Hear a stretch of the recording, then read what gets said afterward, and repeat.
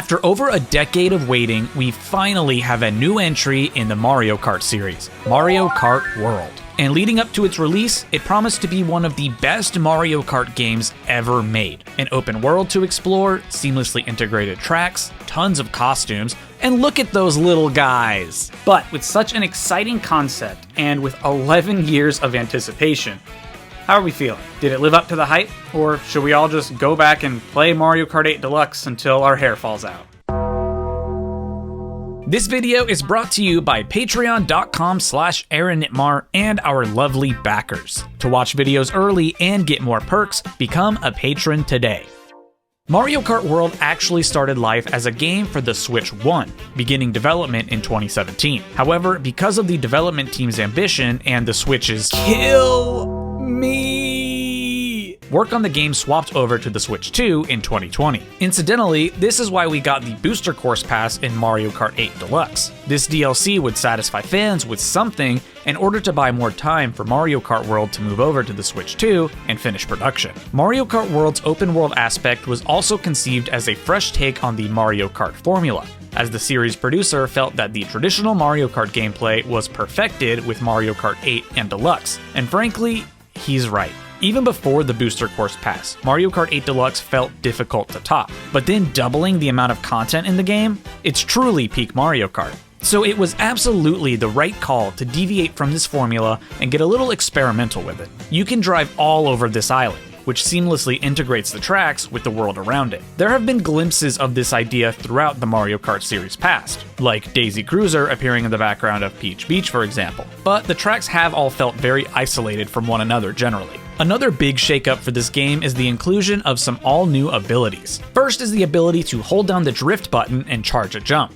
This is used in tandem with the other new abilities, the second of which is the ability to grind along rails or fences or electrical wires. These automatically keep you going on whatever you're grinding on, though you can jump off at any time. Then there's also wall riding. If you jump at a wall, you can ride along it, though this is specifically not anti-gravity, so your ass is dropping down after a few seconds. These new abilities make for gameplay that can see you constantly jumping and hopping all over the place, and it opens up so many new paths and avenues to race through that my tiny pea-brain simply cannot comprehend. Driving underwater has also been scrapped, now replaced by just completely driving on top of the water. Gliders have also been removed from the game, though gliding sections do still exist, with the karts now simply growing wings instead. Races now also include 24 racers, double from the previously used 12. Also, you can do a gazillion tricks in the air now instead of just one. We've also got some new items to deal with too. The coin shell travels along the track leaving coins behind it, bursting into a pile of coins when it hits the end of its path or hits another player.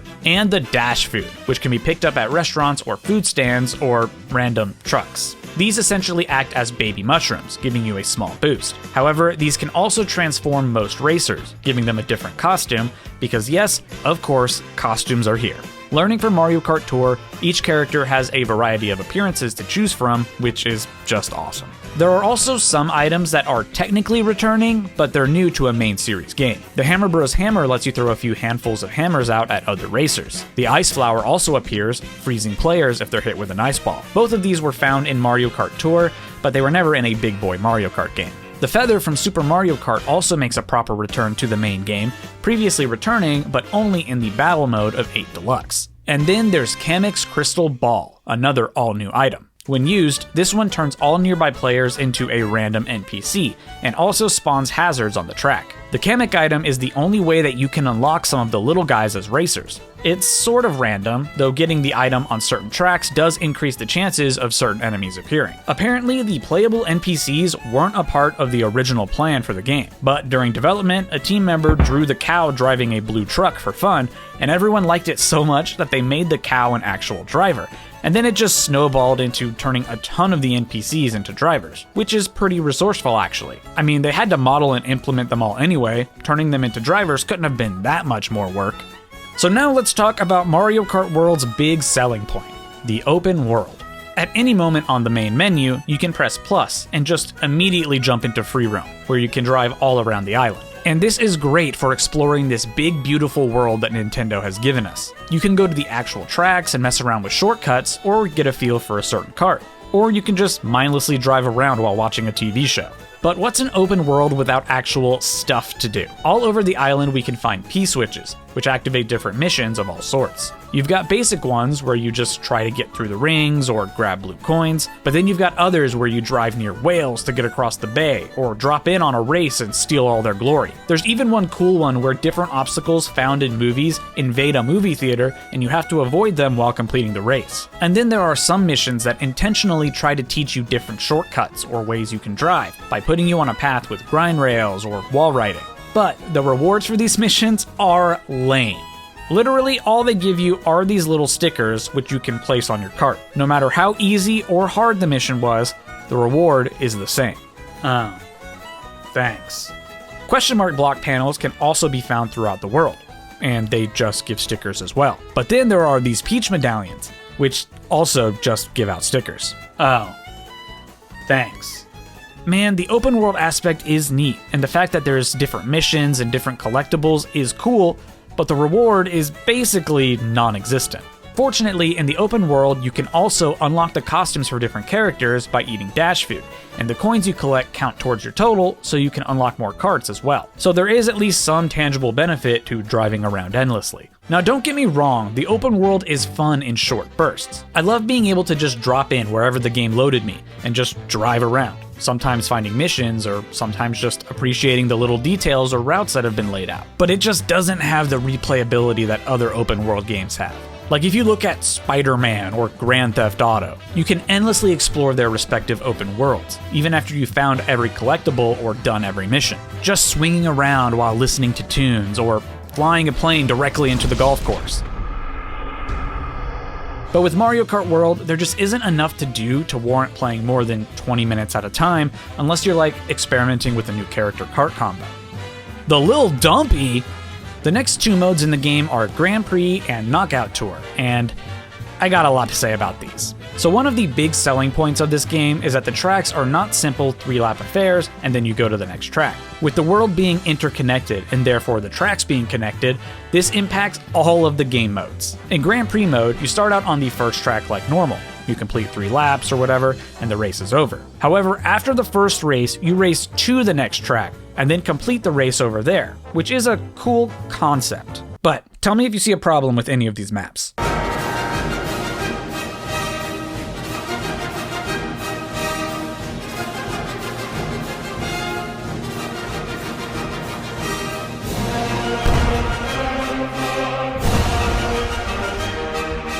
Alright, that might have been just a little dramatic. Traveling to each new track, you're just racing on damn straight lines. This makes the races so boring. Not only are we just driving straight, occasionally turning or dodging cars or whatever, but you don't even get to experience the tracks all that much. 2 of the 3 laps for each race are spent just getting to the track. 1 for the first half of the trip, 1 for the second half of the trip, and only on your final lap are you actually experiencing the track. And in Grand Prix, this is just boring. I would so much rather race all 3 laps in a more interesting course layout than drive in these road trip tracks. However, traveling between the tracks like this is not boring in the Knockout Tour mode. This mode starts with 24 racers, and each checkpoint through the race eliminates a certain number of the bottom placing players. And this mode is frankly fantastic. It's fast-paced and stressful and chaotic, and only the way Mario Kart is. It pisses me off to no end, but I always want to boot up another game. I do still think the straight line thing is objectively a problem, but it's easier to overlook when you're sweating in minute 7 of a race and you just barely clutch out top 4 over the other racers. I think the issue with these interconnected tracks is that there isn't really a way to disable them. In the online versus races, your choices for which track you can vote on is fully based on which tracks are connected to the one you just raced on, because the game really wants to put you into those road trip sections. The only way you can play a regular 3-lap version of a track is if it's selected by the random option, or in the weird instance when you're in a part of the map that doesn't have 3 tracks immediately connected to the one you just raced on, so it just supplies a nearby track that isn't connected. And the community at large seems to dislike these road trip tracks because the number of random votes you'll see in any given lobby is so much more than in previous Mario Kart games. Yeah, so since I started making this video, Nintendo killed the random button in online races. Now it includes the 3 tracks that you're presented with, straight lines and all. I played for about an hour after this update dropped, and we got 7 or 8 randoms selected, and exactly one of them was a 3-lap track. Every other one was just one of the 3 paths that we could already pick, and wow, does this really kill online. Oh, you like choices and options in your video games? I don't think so. And the kicker is that in local versus mode, you can pick these 3-lap versions. Every course in versus mode gives you all of the road trip track options, but you can just choose the 3-lap one every time. And you can do it online, but only in friend lobbies. Like, I get that they're really proud of the work done on these connected areas, and they are really cool. I just also want to throw some standard Mario Kart racing more into the mix than we currently have. And on the topic of the actual tracks, these are some of my favorites in the entire series. Because everything was designed to be connected, that means that everything is done in the same art style and with the same level of detail. Retro tracks have the same amount of stuff in them as the new tracks. None of them feel left out. In fact, at certain points, I didn't even realize I was playing on a retro track during one of the road trip segments because it just blended in so well. And then it would hit me that, oh, this was actually a Double Dash or N64 track or something. And after Mario Kart 8 Deluxe, where some courses looked gorgeous and some looked like Play-Doh, this really is a welcome change. And they also did a great job integrating the new mechanics throughout all of the tracks, both new and retro. Like, have you seen the world record time trial for Great Question Mark Block Ruins? All this jumping around in shortcuts and stuff, and we're only in the early days of the game. My favorite track has got to be DK Spaceport, racing up a winding track right next to a rocket while a giant robot Donkey Kong throws barrels and stuff at you like it's the arcade game. It's just so cool. And briefly, we have to talk about battle mode. I'm sorry, we just have to. They did it again. They did the Mario Kart 8 thing where you battle on the actual tracks rather than original arenas designed specifically for battle mode. But in their defense, this works a little better than it did in Mario Kart 8. The game is inherently open world, which means there are areas throughout the tracks specifically designed to be little arenas. So in that regard, this at least makes sense. They put all this effort into the open world. It's still just kinda lame. Please return Pipe Plaza, my beloved. So, did Nintendo flop with Mario Kart World? I don't know. Maybe? Can we leave it at that? I guess it depends on the type of player you are. Honestly, I really like this game, but the complaints I have do bring it down a few notches. 24 racers is just way too many, I think. Shit is always poppin' with this many players, and the chaos just becomes a little too much. I've played in friend lobbies with 12 to 16 players, and it feels like the absolute maximum number for the game to still feel competitive and fun. Any more, and you're really just leaning into randomness ultimately determining how well you do. Because you're constantly being hit and front running is really difficult in this game, it actually feels like acceleration is the most important stat, at least for right now.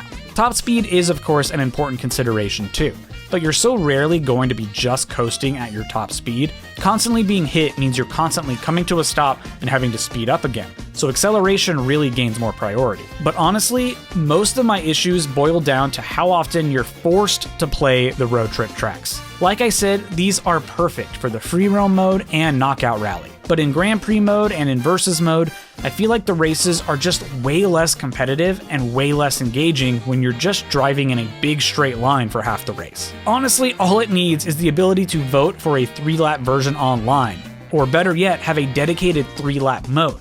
That would just be perfect. Like, don't get me wrong, I do not hate the road trip tracks at all, but playing them all back to back to back like this, it's just a little too much. Just give us a toggle, give us a mode, and honestly, most of my complaints go out the window. I also think that going back down to 32 tracks after having 96 thanks to Mario Kart 8 Deluxe's Booster Course Pass is a tough pill to swallow. In this way, the road trip tracks do actually help, because they add far more variety than just the courses themselves have to offer. But fingers crossed we do get more tracks at some point, even if they just plop them into a menu rather than having them accessible on the map. Mario Kart 8 Deluxe really just spoiled us. I'm really excited to see how Mario Kart World evolves over its lifetime. Just in the first couple weeks, we have seen some insane labbing on the tracks, using the grind rails, wall ride, and tricks to basically skip huge chunks of the race. Imagine what we'll see in a year, or 2, or 10.